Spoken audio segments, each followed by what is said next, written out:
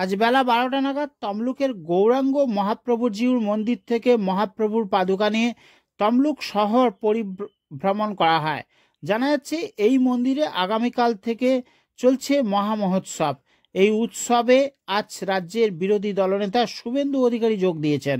তিনি 10,000 চৈতন্য ভক্ত সহযোগে তমলুকের প্রায় 6 কিমি পথ কীর্তন করে মহাপ্রভুর জয়ধ্বনি করতে করতে পরিভ্রমণ করেন।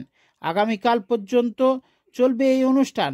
20,000 ভক্তের প্রসাদ সেবনের ব্যবস্থা করা হয়েছে মন্দির কর্তৃপক্ষ থেকে।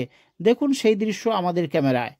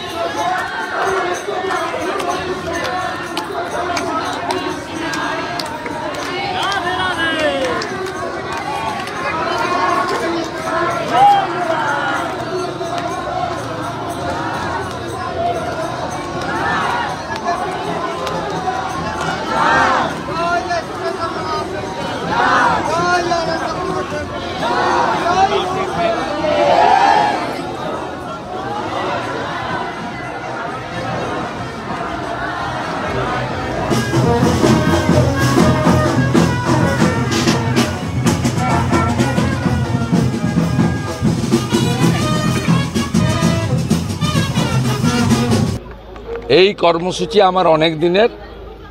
তমলুকের মহাপ্রভুর মন্দির তারা আমাকে সেবা করার সুযোগ দেন।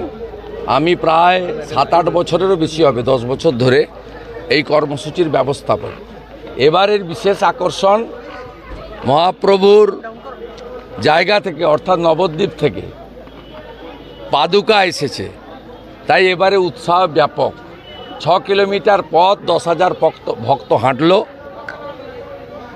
মহাপ্রভুর নামে জয়ধ্বনির সাথে সাথে, সত্য সনাতন ধর্মে জয়ের সাথে সাথে, এবং এখানে 20,000 মানুষ প্রসাদ নেবেন। এবং 2 দিন গতকাল থেকে শুরু হওয়া কর্মসূচি আগামীকাল পর্যন্ত চলবে।